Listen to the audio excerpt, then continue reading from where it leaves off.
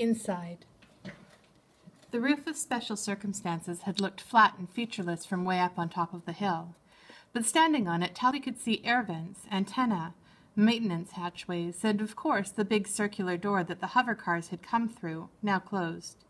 It was a wonder neither she nor David had cracked their heads hover bouncing across it. "So how do we get in?" David asked. "We should start with this." She pointed toward the hover car door. "Don't you think they'll notice if we come through there and we're not a hover car?" "Agreed. But what if we jam the door? If any more specials show up, we don't want to make it easy for them to come in after us." "Good idea."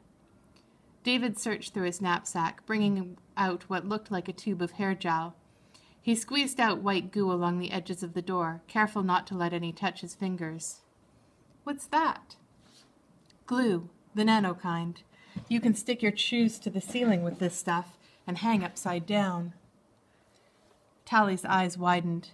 She'd heard rumors of tricks you could play with nanotech glue, but uglies weren't allowed to requisition it. "Tell me you haven't done that." He smiled. "I had to leave them up there. Waste of good shoes. So how do we get down?" Tally pulled a power jack from her pack and pointed. "We take the elevator." The big metal box sticking up from the roof looked like a storage shed, but the double doors and eye reader gave it away. Tally squinted, making sure the reader didn't flash her, and worked her power jack between the doors. They crumpled like foil. Through the doors, a dark shaft dropped away to nothingness. Tally clicked her tongue, and the echoes indicated that it was a long way down. She glanced at her collar light. Still green. Tally turned to David. "Wait for me to whistle." She stepped off into thin air. Falling down the shaft was much scarier than leaping off Garbo Mansion or even flying into space from the hilltop.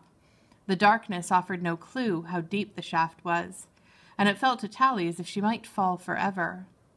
She sensed the walls rushing past and wondered if she was drifting toward one side as she fell, about to crash against it. She imagined herself bouncing from one wall to another all the way down, coming to a soft landing already broken and bleeding. Tally kept her arms close to her sides. At least she was sure the jacket would work in here. Elevators use the same magnetic lifters as any other hovercraft, so there was always a solid metal plate at the bottom. After a long count of 5, the jacket gripped Tally. She bounced twice, straight up and down, then settled onto a hard surface and found herself in silence and absolute blackness. Stretching out her hands, she felt the 4 walls around her. Nothing suggested the inside of closed doors. Her fingers came away greasy. Tally peered upward. A tiny shaft of light shone above, and she could just make out David's face peering down. She pursed her lips to whistle, but stopped. A muffled sound came from below her feet. Someone talking. She crouched, trying to grasp the words, but all Tally could hear was the razor sound of a cruel pretty's voice.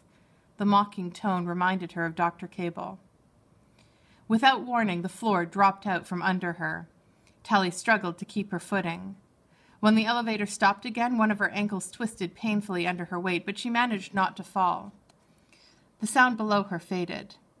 One thing was certain now, the complex wasn't empty. Tally lifted her head and whistled, then huddled in one corner of the shaft, hands covering her head, counting. 5 seconds later, a pair of feet dangled next to her, then jerked back up, the beam of David's flashlight swinging around drunkenly. Gradually, he settled beside her. "Wow, it's dark down here." "Shh!" she hissed. He nodded, sweeping the flashlight around the shaft. Just above them, it fell on the inside of closed doors. Of course, standing on the elevator's roof, they were midway between floors. Tally interlaced her fingers, locking her hands together to give David a boost up to where he could wedge the power jack between the doors. They crumpled open with a metal screech that set her hair on end. He pulled himself through, then extended his hand back down to her. Tally grabbed it and pulled, her grippy shoes squeaking on the walls of the elevator shaft like a herd of panicked mice. Everything was making too much noise. The hallway was dark. Tally tried to convince herself that no one had heard them yet. Maybe this whole floor was empty at night. She pulled out her own flashlight, pointing it at the doors as they walked down the hall. Small brown labels marked each of them. Radiology, neurology, magnetic imaging, she read softly. Operating theater 2. She looked at David. He shrugged and gave the door a push. It opened. I guess when you're in an underground bunker, there's no point in locking up, he said softly. After you. Tally crept inside. The room was big, the walls lined with dark and silent machines. An operating tank stood in the middle, the liquid drained out of it, tubes and electrodes hanging loosely in a puddle at the bottom. A metal table glistened with the cruel shapes of knives and vibrosaws. This looks like the photos Mum showed me, David said. They do the operation here. Tally nodded. Doctors only put you in a tank if they were doing major surgery. Maybe this is where they make special, she said. The thought didn't cheer her up. They returned to the hall. A few doors later, they found a room labeled morgue. She started to ask. David shook his head. No. They searched the rest of the floor. Basically, it was a small, well-equipped hospital. There were no torture chambers or prison cells, and no smokies. Where to now? Well, Tally said, if you were the evil Dr. Cable, where would you put your prisoners? The evil who? Oh, that's her name, the woman who runs this place. I remember from when I got busted. David frowned, and Tally wondered if she'd said too much. Then he shrugged. I guess I'd put them in the dungeon. Okay, down then. They found a set of fire stairs that led down, but they ended after only one flight. Apparently they had reached the bottom floor of special circumstances. Careful, Tally whispered. Before, I heard people getting out of the elevator below me. They must be somewhere down here. This floor was lit by a soft glow strip running down the middle of the hallway. A cold finger crept down Tally's spine as she read the labels on the doors. Interrogation Room 1, Interrogation Room 2, Isolation Room 1, she whispered, her flashlight flickering across the words like an anxious firefly. Disorientation Room 1? Oh, David, they must be down here somewhere. He nodded and pushed one of the doors softly, but it didn't budge. He ran his fingers around the edge, searching for a place where the power jack could get purchase. Don't let the eye reader flash you, Tally warned softly. She pointed at the little camera by the door.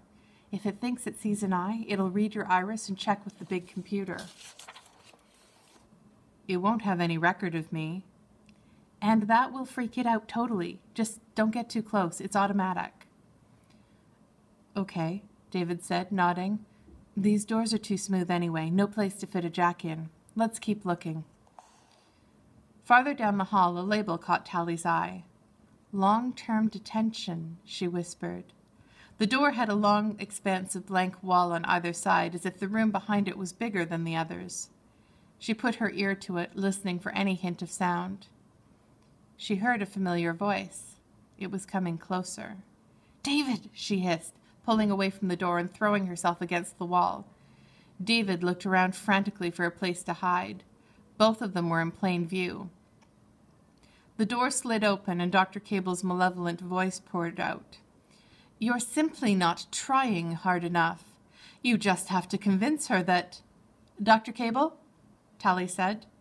The woman spun to face Tally, her hawk-like features twisted in surprise. I'd like to give myself up. Tally Youngblood? How... From behind, David's power jack thudded against the side of Dr. Cable's head, and she slumped to the floor. Is she... David stammered. His face was white. Tally knelt and turned Dr. Cable's head to inspect the wound. No blood, but she was out cold. No matter how formidable Cruel Pretties were, surprise still had its advantages. She'll be okay. Dr. Cable? What's going... Tally turned toward the voice, her eyes taking in the young woman before her. She was tall and elegant, every feature perfection. Her eyes, deep and soulful, flecked with copper and gold, widened with a troubled look. Her generous lips parted wordlessly, and she raised one graceful hand. Tally's heart almost stopped at the beauty of her confusion. Then recognition filled the woman's face, her broad smile illuminating the darkness, and Tally felt herself smiling in return. It felt good to make this woman happy. "Tally, it is you." It was Shay. She was pretty.